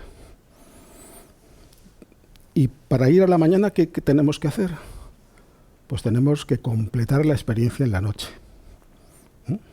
Tenemos que completar la experiencia en la noche, de tal manera que, siendo habitantes de la noche, discernamos con total claridad y con total nitidez que yo no soy quien creo ser, que detrás de mi conciencia aparente hay una conciencia permanente, que es la conciencia del alma. Y cuando llego a identificarme con esa conciencia espiritual, llamémosla alma, por ejemplo, entonces yo ya he agotado mi experiencia en la noche. Se acaba para mí el ciclo de las vidas sucesivas. Y solamente cuando para mí se ha acabado el ciclo de las vidas sucesivas, entro en la mañana. Hay un Salmo 35, creo que es, que dice al final, la alegría viene por la mañana. La boca riná. La alegría viene por la mañana. ¿A qué se refiere esa alegría? Pues la alegría de haber cumplido la tarea que el Padre te encomendó. Todas las almas son el Mesías, el ungido del Padre. ¿Quién es el Padre? La fuente espiritual de la que procede el alma. En la Kabbalah lo llamamos la Yejidá. Es la fuente de la que procede la Neshama. ¿Qué encargo le hace la Yejidá a la Neshama? Pues es lo mismo que le podría haber encargado el Padre a su hijo pródigo. Vete al mundo más inferior de todos hasta que recuperes la conciencia que tienes ahora mismo en esta casa mía que es la tuya y a la cual retornarás, pero ahora lo vas a tener que recuperar esta conciencia en el mundo más inferior de todos. Y ya sabéis la historia, ¿no?, del hijo pródigo. Se gasta todo la parte de herencia que le correspondía hasta que llega a estar dando de comer a unos cerdos. Y en ese momento se le enciende la luz interna de que en la casa del Padre a nadie le falta el pan. Está dando de comer a los cerdos y él tiene hambre, pero sabe que la comida de los cerdos no le vale ahí para nada. Entonces viene ese momento de recuperación de la memoria intemporal, ¿no?, y se levanta, hace un giro de 180 grados y emprende el camino de retorno a la casa del Padre. Bueno, pues lo mismo ocurre con los habitantes de la noche, el pueblo de la noche. Luego veremos eso de Am Halaila. Am es pueblo, en hebreo, luego lo escribiré. ¿Qué relación tiene el Am Halaila con el pueblo judío? Eso lo dejo para unos pocos minutos a continuación. Entonces, para llegar a la mañana, es decir, para empezar a ver el sol, porque en la aurora yo no veo el sol, veo la luz solar que se insinúa por el horizonte, pero todavía no veo el sol. Cuando estoy en la aurora, pero que todavía el alma no ha acabado su tarea, ese que ha conectado con la aurora vuelve otra vez al crepúsculo, o sea, genera esa entidad de luz que llamamos alma, genera una nueva personalidad que nace en el crepúsculo, vive en la noche, muere y entra en la aurora. Y si todavía le queda tarea por hacer en la noche, pues vuelve otra vez en la noche. Así tantas veces como sea necesario hasta cumplir la tarea encomendada por el Padre. ¿Cuál es esa tarea? Antes lo he dicho. Resucitar a la conciencia que tenía en la casa del Padre, pero dentro de los 3 mundos inferiores. Bueno, entonces, he dicho, el pueblo de la noche tiene una conexión significativa con el pueblo judío. Y vamos a verlo.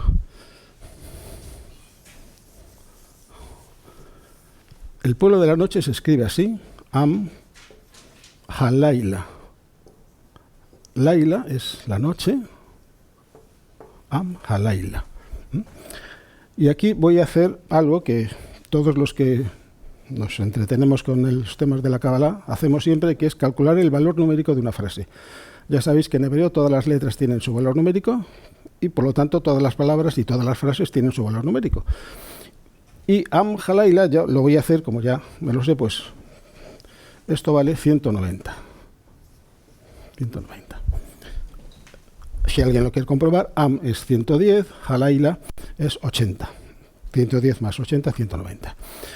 Y si yo digo el pueblo judío, Am Hayehudim, vamos a ver qué me encuentro.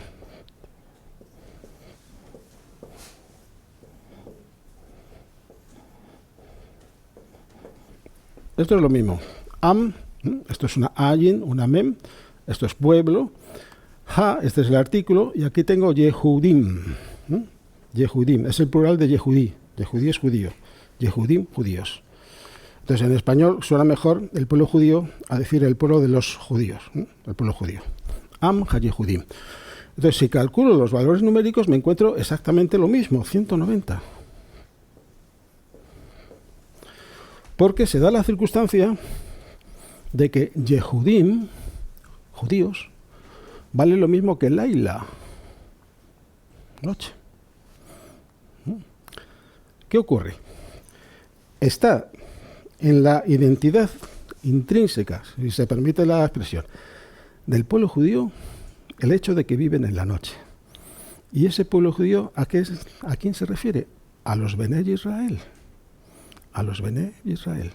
¿Por qué viven en la noche? Pues antes lo he explicado. Porque después de salir de la tierra de esclavitud, continuamente están añorando la tierra de la esclavitud. Después de salir de Egipto, la tierra de la esclavitud, o el estado de conciencia propio de la esclavitud, continuamente se quejan a Moisés de que les falta el agua, la comida, la vida en el desierto es muy dura, etcétera, etcétera. Entonces son pueblo de la noche. Y los Bené Israel se confunden con los Am ha-Yehudim. ¿Cómo lo podemos demostrar esto? Bueno, pues otra vez acudimos a esa cualidad que tiene la lengua hebrea de que los números nos revelan misterios. La lengua hebrea es de tal naturaleza que una frase que tiene el mismo valor numérico que otra arroja luz sobre la primera y permite descubrir el misterio que se esconde en una de las dos frases. Esto se ve mejor con un ejemplo. Bené Israel se escribe así.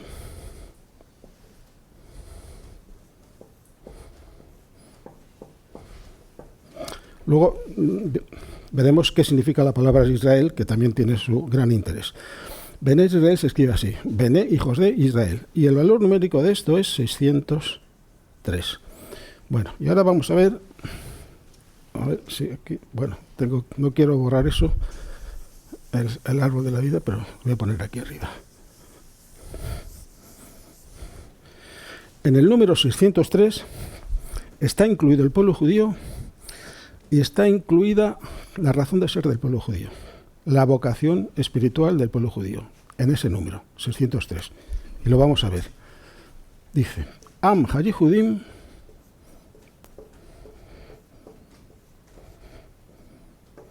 la or hacia la luz. La vocación espiritual del pueblo judío es dirigirse a la luz. La or. En hebreo esto es la or. Lamed, or es esta palabra que estoy escribiendo aquí. La lamed significa en dirección a, y esto es luz, la or. Aquí he escrito, Am ha-Yehudim la or. El pueblo judío, su destino, su vocación propia es dirigirse a la luz. Para siempre. Para siempre. Y en hebreo, para siempre se dice leolam. leolam. Bueno, esto que he escrito aquí se lee de esta manera. Am ha-Yehudim laor leolam. Traduzco. Am, pueblo, ha-Yehudim, de los judíos, el pueblo judío. Laor, hacia la luz. Leolam, para siempre. O sea, se está dando el mandato de que el pueblo de la noche tiene que caminar a la luz de manera irreversible. De manera irreversible. Y ese mandato lo dicta, ¿quién? Yahvé. ¿Yahvé que representa un Dios macrocósmico? No. La fuente interna espiritual de cada ser humano. Eso es lo que representa esas 4 letras. Yod, He, Vav, He. Entonces el mandato está claro. Am ha-Yehudim, el pueblo judío. Tienes que caminar hacia la luz de la mañana. Tienes que agotar la experiencia en la noche para poder pasar a la mañana, que es el prólogo de entrar en el día, donde tú alcanzas ya la plenitud total, vuelves a la casa del Padre. Entrar en el día, que es justamente lo que hay por encima de la mañana, ahí se sitúa la luz infinita, Or En Sof, que es lo mismo que el día. Entonces el mandato dirigido al pueblo judío está encriptado en la expresión Bene Israel, los hijos de Israel, que son los que continuamente se están quejando a Moisés de que vivían mejor en el Egipto de la esclavitud. ¿No? Y ahora viene lo interesante. Am ha-Laila vale lo mismo, Am ha-Laila, el pueblo de la noche, vale lo mismo que Am ha-Yehudim, 190. Eso me dice algo. ¿Qué me dice? Que los judíos participan de la misma condición que el resto de los seres humanos. Todos somos pueblo de la noche, absolutamente todos. Judíos o gentiles, ¿no? Esa denominación convencional. Y eso la lengua hebrea lo constata, lo certifica por su propia estructura de una precisión matemática absolutamente exquisita. El pueblo de la noche es como el pueblo judío. Y si yo digo eso, esto que acabo de decir, si lo escribo,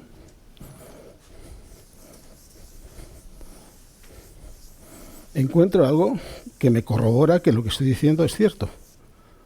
Lo voy a escribir. Digo, Am ha-Yehudim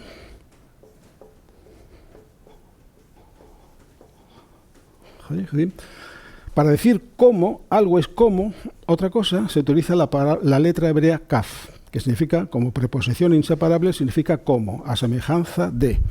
Entonces aquí pongo que, como, am ha-Laila.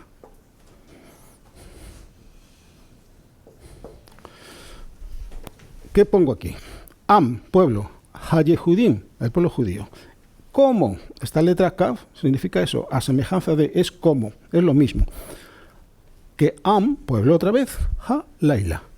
El pueblo judío es como el pueblo de la noche. Y si calculo el valor numérico de esto, tengo 190 más 20 más 190.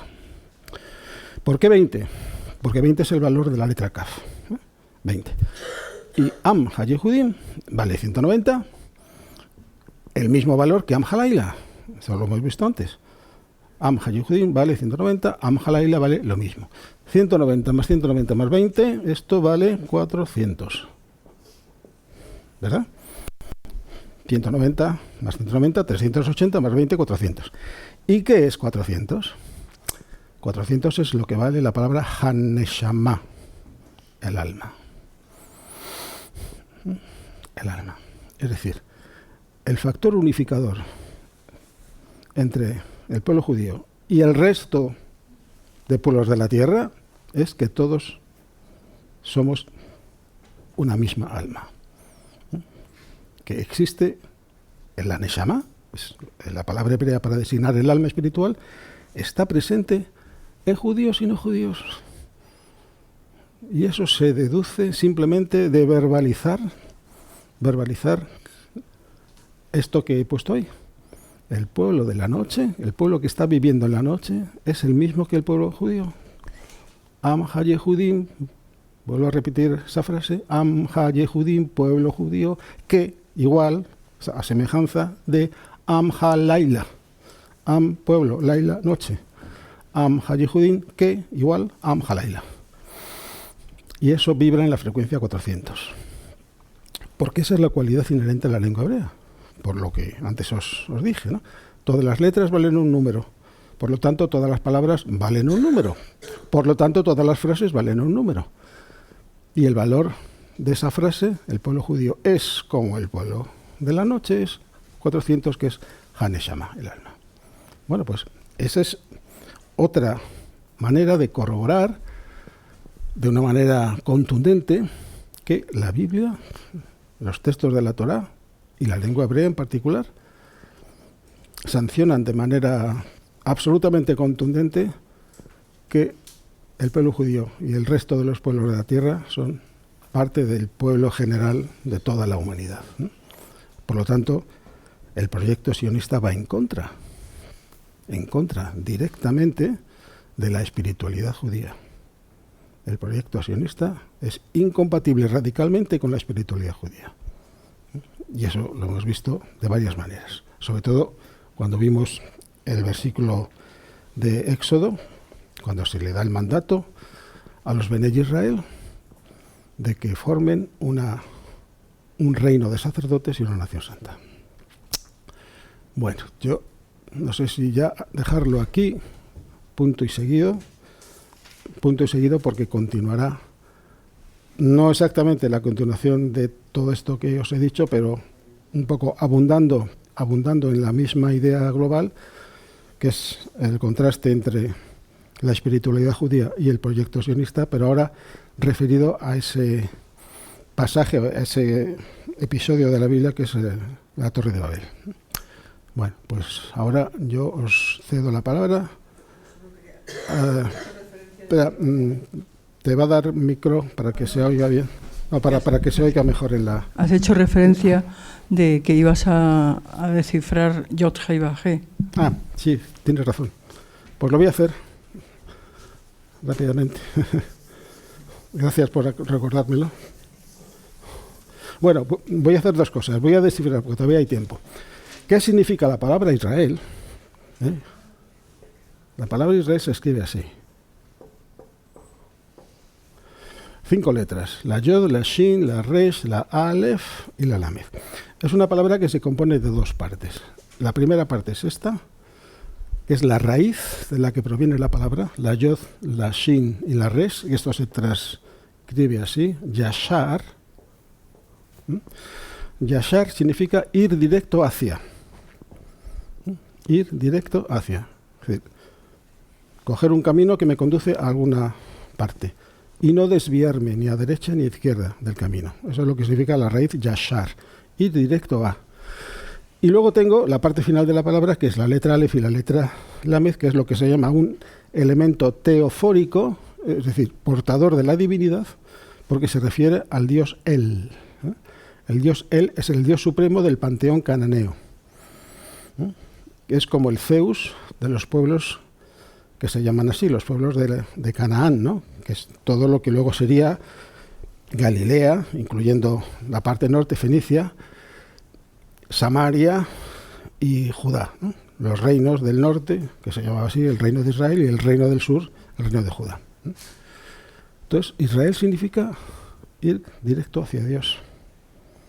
Y eso es aplicable a cualquier ser humano, haya nacido donde haya nacido. En cualquier lugar de la tierra, un israelita, ¿quién es? ¿Alguien que pertenece convencionalmente al pueblo judío o al pueblo de Israel? No. Cualquier ser humano que haya emprendido el camino directo hacia su divinidad interior. Cualquier ser humano. Israel no es una palabra étnica, ni que establezca una diferencia entre los que son de este grupo nacional, religioso o étnico y los demás. No.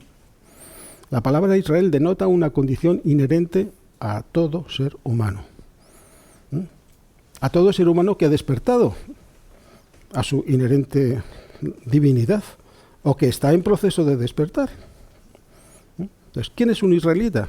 Repito, cualquier ser humano que ha emprendido el camino de identificación con su fuente espiritual interna. Llamémosla como la queramos llamar, la Neshama, el alma espiritual, el yo superior, da igual. Ese es un israelita. Eso es importantísimo. O sea, te agradezco que me lo hayas recordado, porque esto tiene mucho interés. Y ahora vamos a ver la palabra clave también, las 4 letras. Yod He Vav He. Para cualquier judío piadoso o no, estas 4 letras no se pueden pronunciar. Bueno, se pueden pronunciar.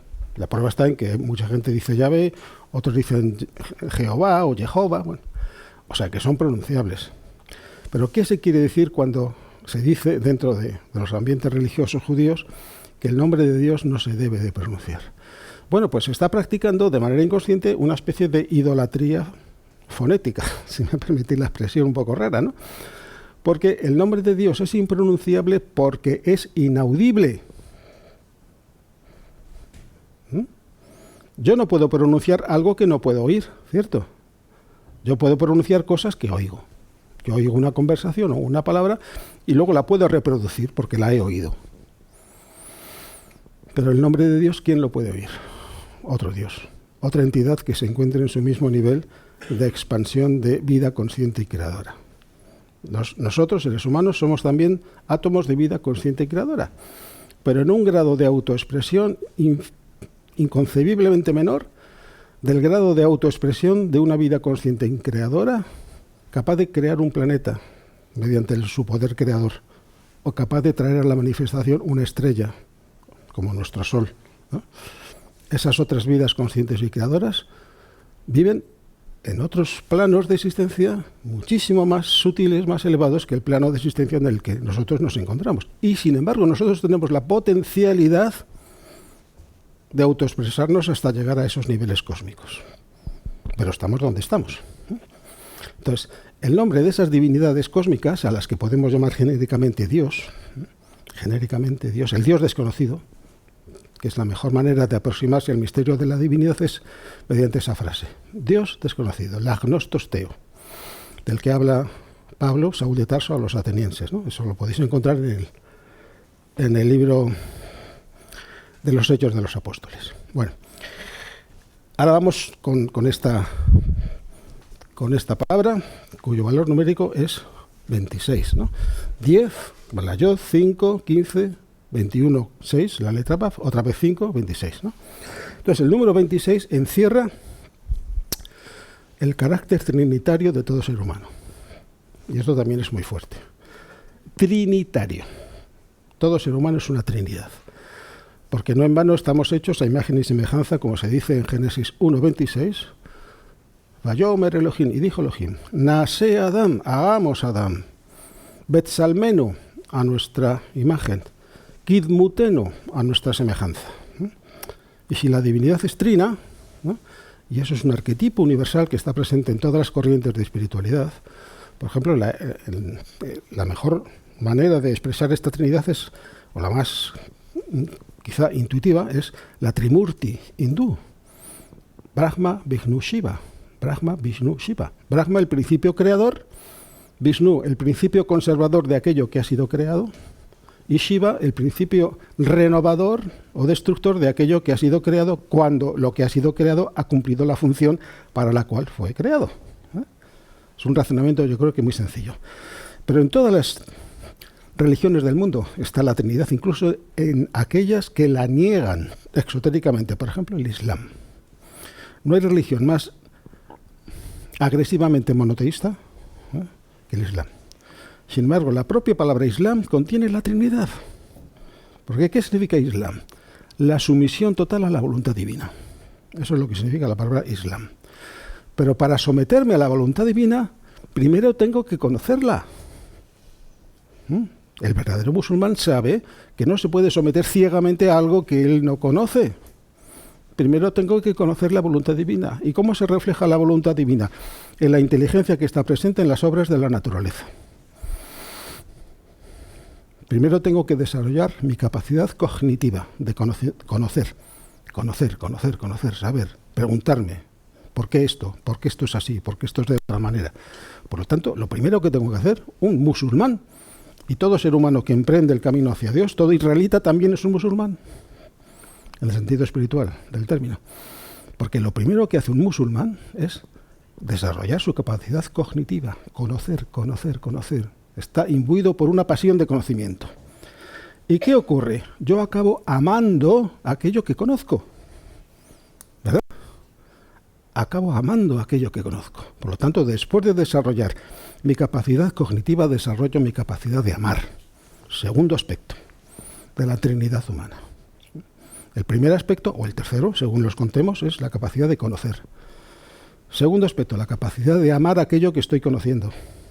Y solamente cuando amo lo que conozco, me puedo entregar plenamente a cumplir la voluntad divina. Que es lo que significa la palabra Islam. ¿Veis? Hay 3 etapas en el desarrollo de la plena potencialidad de lo que está en la palabra Islam. Hay 3 etapas. La capacidad de conocer, la capacidad de amar y la capacidad de cumplir la voluntad divina. Y lo mismo está en la religión judía, de la manera más rara que os podáis imaginar. ¿Dónde está? En los 3 reyes míticos de Israel. A saber, Saúl, David y Salomón. Igual os suena, ¿no? Esto es un relato completamente mítico. El primer rey de Israel se llama Saúl, que es un rey fracasado, por razones que ahora no vienen al caso, pero un rey, el primer rey. Luego viene David y luego viene Salomón. Y la raíz de cada una de esas 3 palabras que denotan a los 3 reyes míticos de Israel me dan la clave de la Trinidad humana. Saúl viene de la raíz Sha'al, que significa preguntar, que se relaciona con la capacidad de conocer. ¿Qué hace la mentalidad científica? Preguntarse, ¿por qué esto? ¿Por qué esto ocurre así? ¿Qué leyes dan lugar a que la naturaleza se comporte inteligentemente de esta manera? Eso es lo que representa el rey Saúl, el primer rey. David viene de una raíz dud, que significa amar, precisamente, amar. Dud, amar. Por lo tanto, después de preguntar y conocer, después de escuchar las respuestas que me da la naturaleza cuando yo le pregunto, y ese es el método científico, ni más ni menos, ¿eh? Pues viene lo que antes hemos dicho, la capacidad de amar lo que conozco. Y luego viene Salomón, Shlomo, que viene de la raíz Shalom, que significa, es la misma palabra Shalom, Shalom, Shlomo, Shalom, Shalom, que significa la integridad, estar completo. La integridad. Para alcanzar la integridad, ¿no? Primero tengo que conocer y luego tengo que amar. Y solamente cuando he alcanzado el conocimiento y el amor, cuando los he incorporado, o cuando he activado mis cualidades inherentes de conocer y de amar, entonces activo la voluntad. Porque Shlomo, Shalom, tiene que ver con la voluntad.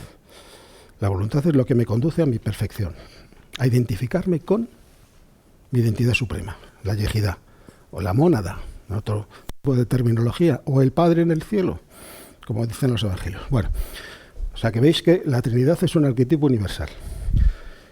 Y la palabra, las 4 letras, Yod He Vav He, con su valor numérico 26, lo expresan.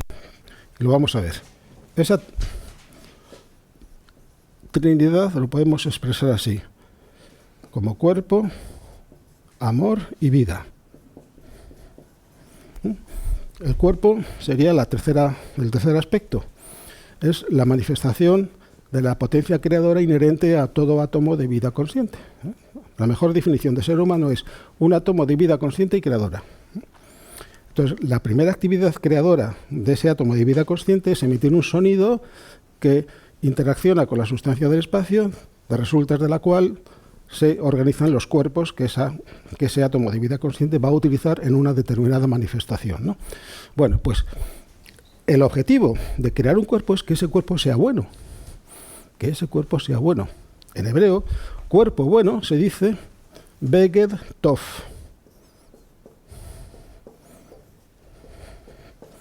Beged es cuerpo. Y Tov es bueno. Pero la palabra bueno en hebreo tiene 2 significados simultáneos, que es eficacia funcional. Algo es bueno cuando funciona, ¿no? Yo construyo algo y si funciona es bueno. Da lo mismo lo que haya construido. En esa bondad no hay ninguna cualidad ética o moral, simplemente eficacia funcional. Hago algo que funciona, es bueno. Pero además se le añade la excelencia ética. Es el otro aspecto de la bondad, del bueno. Por lo tanto, hay dos cualidades presentes en la palabra hebrea tov, que es la eficacia funcional, funciona, cumple con el objetivo que yo me he propuesto que cumpla, al crear eso, fabricar ese, lo que sea, y luego la excelencia ética. Bueno, pues si yo calculo el valor numérico de esto, Beget Tov, Beget vale 9 y Tov vale 17. Esto lo podéis calcular los que conozcáis el valor numérico de las letras hebreas. Y 9 más 17, ¿cuánto da? 26. ¿Vale? Ahí tengo el tercer aspecto representado en las 4 letras. Ahora viene el segundo aspecto, el aspecto amor, que sería lo siguiente. El padre del amor. Creo que es así. Lo tengo... Ha'af, Ha'ahavá. A ver, Ha'af, 8, 13, 14. A ver, Ha'ahavá es 18, 20, 21 y 26, efectivamente. A ver, en hebreo, padre es Av, el padre del amor. El segundo aspecto es el amor. Pero el amor proviene de quién? Del padre. Ha'af, Ha'ahavá. Ahavá es esto que tengo aquí escrito. Ahavá. Eso significa amor. Ahavá. Que vale 13. Con el artículo vale 18. Y Ha'af vale 8, porque Bet vale 2, Alef vale 1 y el artículo vale 5, por lo tanto 8. Entonces yo digo, el padre del amor, estoy expresando el segundo aspecto de todo ser humano, que es el amor. Pero fijaos, el segundo aspecto me remite al primero. Por eso, que se dice en los evangelios, yo y mi Padre somos uno. Quien ha visto al Padre me ha visto a mí. El segundo aspecto está en íntima unión con el primer aspecto, el Padre y el Hijo, en esa terminología. La Yehidá, el primer aspecto, y la Neshama, el segundo aspecto, en la terminología de la Kabbalah. Por eso decimos el Padre del amor. Y el primer aspecto es la vida del Padre. Hay, Ha'af. Hay, Ha'af. Hay 18, 23, 24, 26. Vida es Hay. Hay, vida, Hay. Het, Yod, Hay, vida. ¿De quién? Del Padre. El primer aspecto es la vida del Padre. Hay, Ha'af. Fijaos qué relación tan interesante hay entre el primer y segundo aspecto. El primer aspecto va directamente a la vida. ¿La vida de quién? Del Padre. Hay, Ha'af. 26. Yod, He, Vav, He. El segundo aspecto menciona al Padre, pero pone el énfasis en el amor. El Padre del amor. El amor viene del Padre, el Hijo viene del Padre. Esto ya es teología, ¿no? No vamos a ponernos a especular sobre estas terminologías. Pero el segundo aspecto está recogido en las 4 letras, Yod, He, Vav, He. El Padre del amor. Ha'af, Ha'ahavá. Vibra en la misma frecuencia, 26. El tercer aspecto es el cuerpo bueno, Beget Tov. El cuerpo que tiene eficacia funcional. ¿En qué sentido? Pues en el mismo sentido que expresamos al decir Corpus Christi, el cuerpo del Cristo. El cuerpo que ha llegado a su máximo grado de refinamiento posible de tal manera que a través de ese cuerpo se manifiesta en su plenitud la conciencia crística. ¿No? Corpus Christi. Beget Tov. Bueno, esas son la Trinidad inherente a las 4 letras. Y ahora sí que ya os dejo la palabra a vosotros para que me preguntéis lo que queráis. Os da el micro, si alguien tiene una pregunta, la podéis formular con el micro delante para que se oiga bien y se pueda escuchar luego. Gracias. Juan Luis, bueno, yo estaba en alguna clase tuya. Recuérdame, por favor, lo de la transfiguración. ¿Era el rito de la comunión o no? A ver, no. Ya no me acuerdo. Son cosas diferentes, es que aunque relacionadas entre sí. A ver, la transfiguración es ese momento culminante en la experiencia en Galilea, ¿no? Si leéis los sinópticos, los 3 evangelios que se llaman así, Marcos, Mateo y Lucas, la experiencia en Galilea, fijaos, es lo mismo en hebreo que samsara en sánscrito. Samsara, que es la rueda de los renacimientos sucesivos. Galilea viene de la raíz galal, rodar. Entonces, si leéis atentamente los 3 sinópticos, Jesús hace su ministerio público en Galilea. Y la última experiencia que tiene en Galilea es la transfiguración. Después de la transfiguración dice, y ahora tengo que ir a Jerusalén. ¿Para qué? Pues para lo que ocurre después, ¿no? La pasión, la muerte y la resurrección de Jesús. Todo eso son lenguajes simbólicos. Entonces, la transfiguración representa eso, el máximo grado de expansión de la conciencia que va en paralelo al máximo grado de refinamiento de los cuerpos. Y los 3 cuerpos están representados por los 3 apóstoles a los que se lleva Jesús al monte Tabor, que es el monte de la transfiguración. Y luego la Eucaristía o la transustanciación, que era la otra cosa que me preguntabas, significa el proceso de sustitución de los 4 éteres profanos por los 4 éteres sagrados. La sustitución del pan de muerte por el pan de vida. Para lo cual se necesita la etapa intermedia del panácimo. El pan ya sabéis que se elabora con una masa de harina y agua más levadura. Esa levadura puede ser levadura profana. ¿Qué es el pan? El pan es el símbolo del cuerpo etéreo, que es el cuerpo de enlace entre los 2 cuerpos psíquicos, el mental y el astral, y el cuerpo físico, cuerpo de enlace. Entonces, la levadura que hace que se forme ese pan puede provenir del astral y del mental no regenerados. Cuando yo ni pienso ni siento en la misma frecuencia del alma, estoy introduciendo levadura profana en mi cuerpo etéreo. Por lo tanto, el resultado es pan de muerte. En vida yo soy inconsciente de mi naturaleza espiritual. Eso es lo que significa pan de muerte. Pero el objetivo es convertir el pan de muerte en pan de vida. ¿Cómo lo consigo? Pasando por la etapa intermedia de panácimo. ¿Qué significa el panácimo? Pues el pan que ha sido liberado de la levadura profana que viene del astral y del mental. Entonces está dispuesto a recibir la levadura sagrada que proviene directamente del alma. De Tiferet. Aquí está. O sea, el alma está aquí, en Tiferet. El astral está aquí, en Netzach. El mental está aquí, en Jod. Y el etérico, o etéreo, está en Yesod. Y este es el cuerpo físico de Somnahut. Cuando Yesod recibe la influencia directa, voy a poner aquí 2 flechitas, directa de Jod, mental, y Netzach, astral, entonces Yesod es el pan de muerte. Está siendo fermentado por la levadura profana. Pero cuando la naturaleza mental se reorienta hacia Tiferet y la naturaleza astral, por estos 2 senderos, se reorienta hacia Tiferet también, que es donde está el alma, entonces se está liberando a Yesod de la influencia de la levadura profana. Por lo tanto, va adquiriendo progresivamente la condición del panácimo. Y en ese momento es cuando se puede descargar directamente la influencia desde Tiferet a Yesod.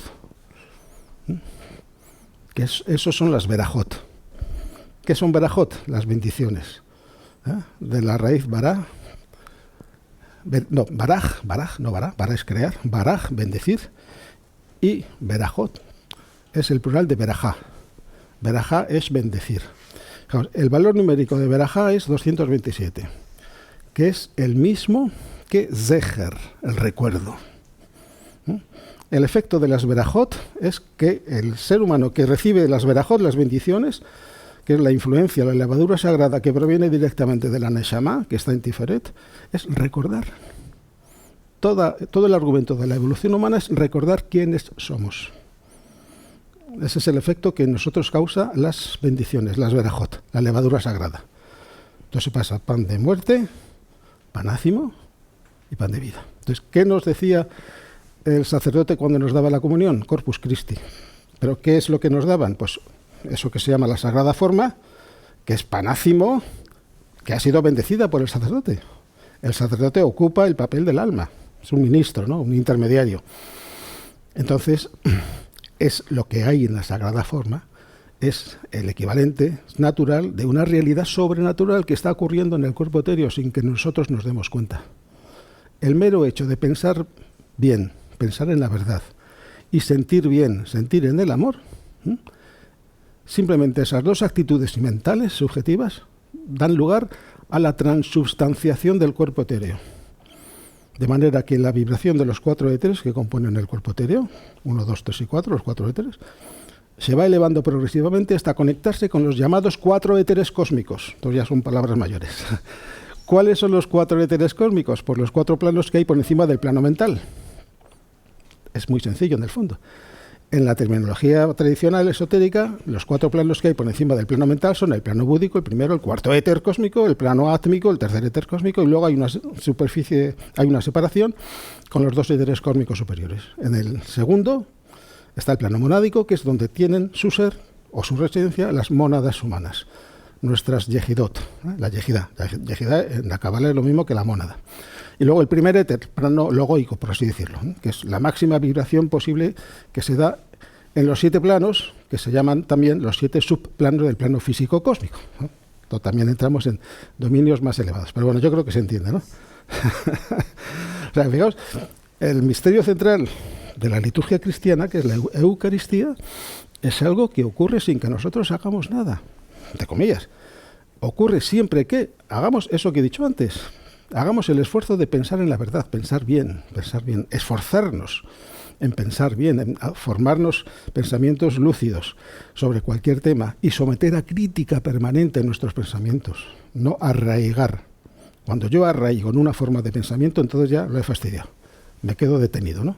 Es como si estoy subiendo por una escalera y en un momento dado mis pies pisan en un peldaño que es peringoso.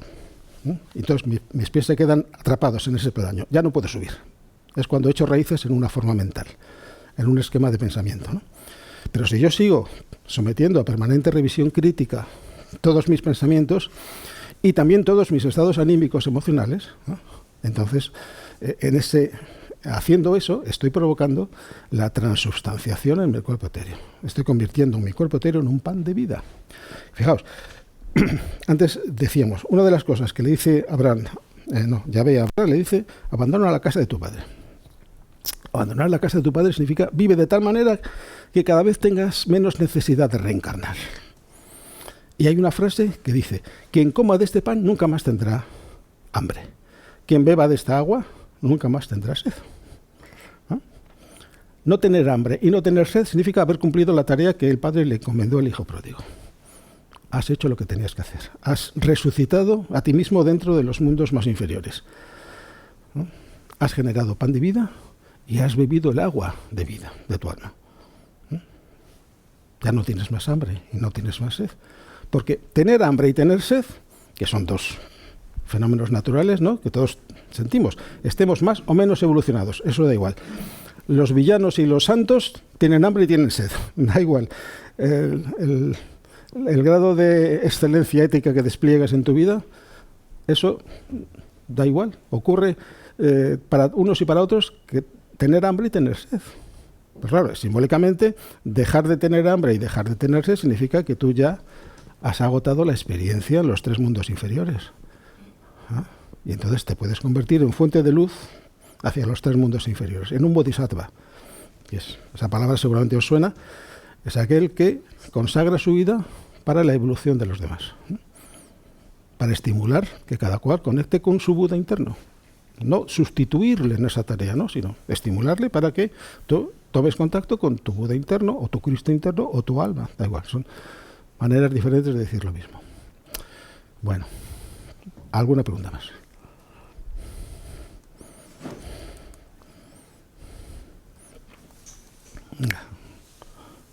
Animarse.